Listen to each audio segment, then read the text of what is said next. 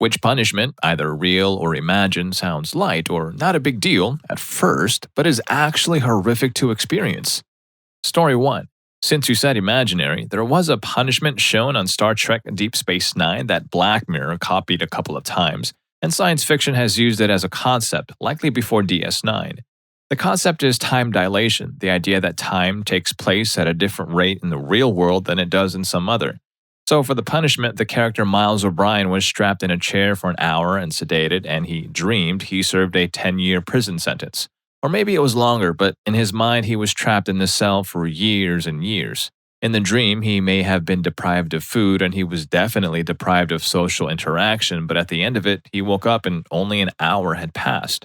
Actually, the best Next Generation episode, The Inner Light, played with time dilation as well. Same with the best Voyager episode, Blink of an Eye.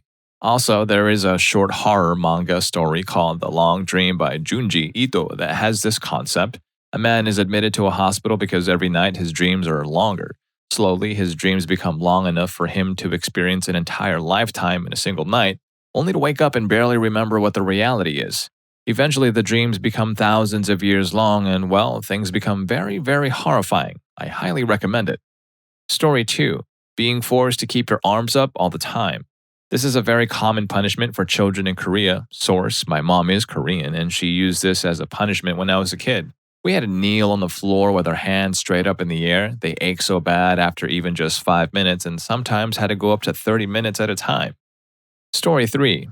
Tickling. It doesn't leave a mark, so it's also used in environments like mental facilities where patients may be restrained and staff go on a power trip. Extreme cases can result in incontinence, vomiting, and a loss of consciousness due to the inability to breathe. It's also more accessible for the torturer to do it for a long time without it wearing away at their conscience because the victim is involuntarily laughing, so it's easier to pretend that it's not that bad. Story 4. Outlawry. To be declared an outlaw. Today, we think of an outlaw as just anybody who breaks the law regularly. Back in the day, though, it was a punishment. If you were declared outlaw, that meant that you were literally outside of the law and could claim no protection from it. When the stories refer to Robin Hood as an outlaw, that's what they're talking about. It's not romantic, heroic, swashbuckling thing. It's the state of having no claim to any legal protection. The king or whoever he appoints takes your land. Anybody who wants it can take your stuff. Story 5. Listening to the same song on a loop, then skipping parts of the song. This was a form of torture used by the CIA, and it's absolutely awful. Effectively, if a song is played for hours upon hours nonstop with no sign of stopping, you'll get used to it, you'll learn the lyrics, the timing, and even minor things like individual drum beats, and you begin to normalize it. But if you have the song skip or start over after 3 days, you realize that something happened and it's not supposed to happen. Your brain got so used to knowing the melody that it effectively tries to send a panic response when something disrupts the song. It would be like seeing an abnormally large bruise come out of nowhere. You'd begin to panic. Story 6. Kneeling on grains of uncooked rice. My grandmother used to tell me a story back when she was in high school about one of her boyfriends getting tortured by letting him kneel in sea salt by his parents when her friend said to his parents that he was gay.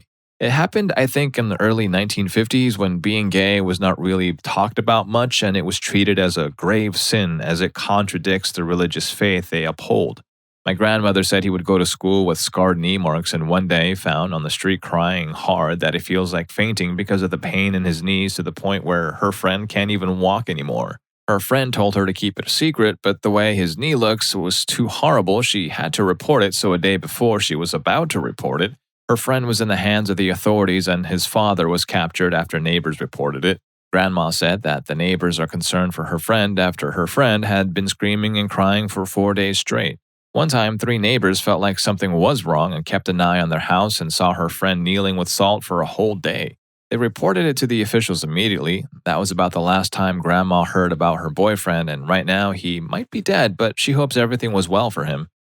Story 7. Painting rocks. A couple of guys in my unit got in trouble. The sadistic drill sergeant tried being creative with an approved punishment, which was painting rocks. The drill sergeant faced pretty heavy administrative action. I don't recall exactly what, but it was probably one of the most severe I had ever heard a drill sergeant receive. Now, drill sergeants come up with some off-the-wall punishment, it seems, mostly with no oversight. Sounds like this one took it too far. I remember in my unit, we had a guy who neglected and disrespected a canine, didn't feed it and clean up after it when he should have, and as punishment, he was forced to clean up after it with bare hands for the next 2 days and keep the dog waste in his pocket throughout PT. I was next to him too, still remember the awfulness of that baking in the hot sun throughout the day. I think my favorite punishment I witnessed was for 4 privates in basic training who refused to shower. Full boots, he had them all roll on the ground up and down the short incline behind the barracks in the grass while he sprayed them with a hose, and they all did it in cadence, lol. Story 8.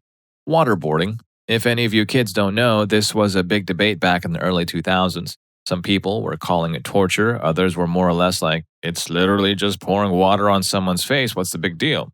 Now, when you put it like that, yeah, what's the big deal? Take someone, make them lie down, and hold them down so they can't move and pour water on their face. What's the big deal?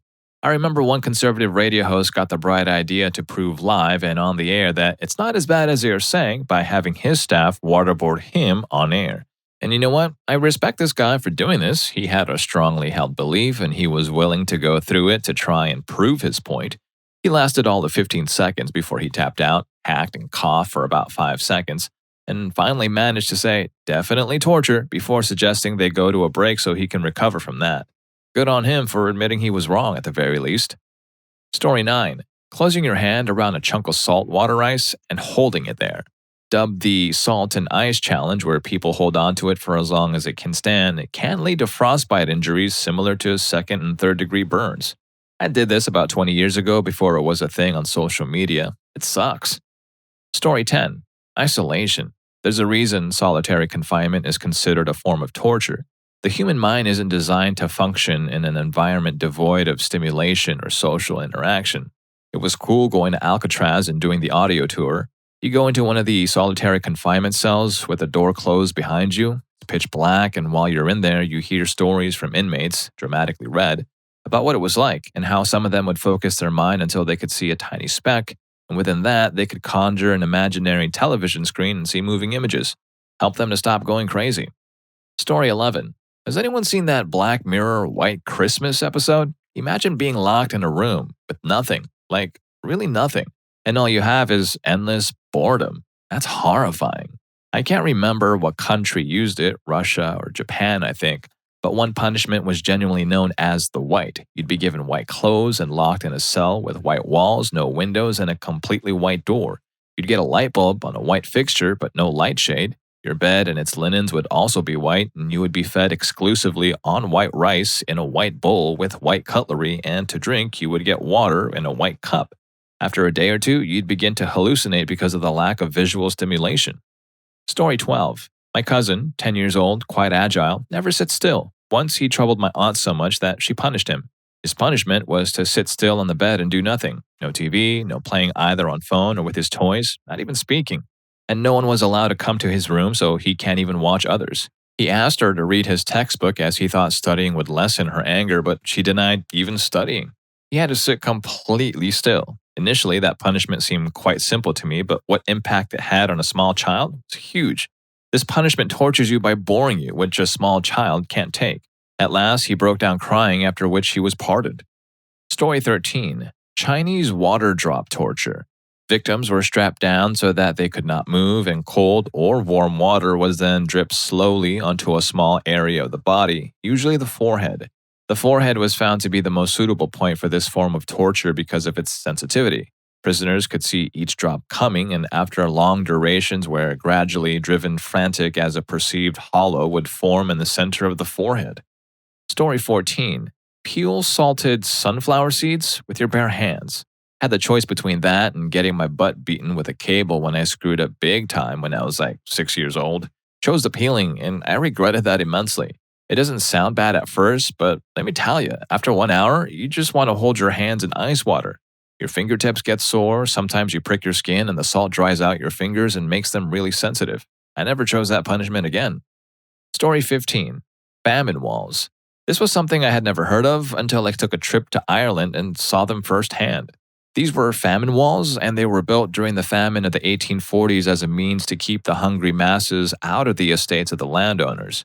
We learned it was usually homeless Catholics who built the walls for a few scraps to eat.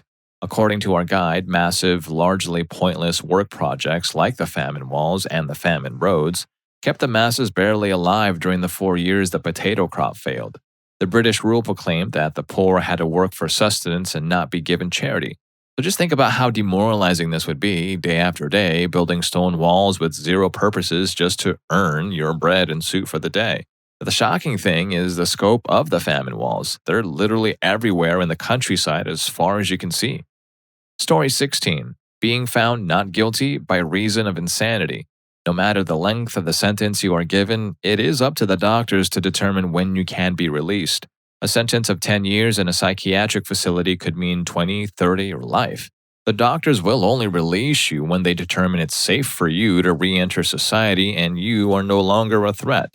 So what doctor is going to release someone and take the chance you'll reoffend? Almost none. You'll also be given medications that have terrible side effects. You'll put on a bunch of weight, feel sleepy all the time, dizzy, and eventually develop repetitive movements. You'll be in the general population with other people suffering from severe mental illness, which can drive you crazy in itself. The upside is maybe it's slightly cleaner than regular prison. You have a little bit more space to move around, the entire unit, even though it's going to be small. And eventually, you can earn day passes. Compared to regular prison, it may be a little better overall, but it is still a horrible way to spend your life. It's also incredibly difficult to have this defense apply to your case, so if someone does a crime and thinks they can just plead insanity and be out in 10 years, they're most likely not going to be found insane. Story 17. Any punishment where, even if it doesn't physically harm the person, you make them do it for a long time. I was punished at a very young age, somewhere between 7 and 10, for not being manly, so my stepfather, the of all time, decided to toughen me up. He sat me down on the sofa and told me under no circumstances was I allowed to leave the sofa. If I needed the toilet, I was to tell him and he would let me go to the bathroom, but if I took longer than a few minutes, he would come in to make sure I wasn't hiding. Now that doesn't sound so bad, sitting on the sofa. Shh, that wasn't my punishment.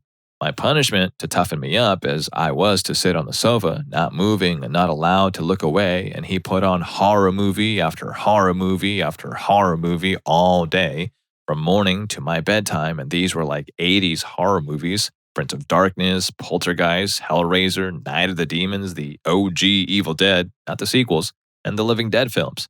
I love horror now that I'm an adult, but for a little kid like me back then, I literally couldn't sleep properly or speak for a week. And I'm pretty sure I'm mentally messed up in some ways, but that was just an example of how much of an utter, and I'm sorry, Americans, this freak was. Story 18. Something I kinda actually did to myself.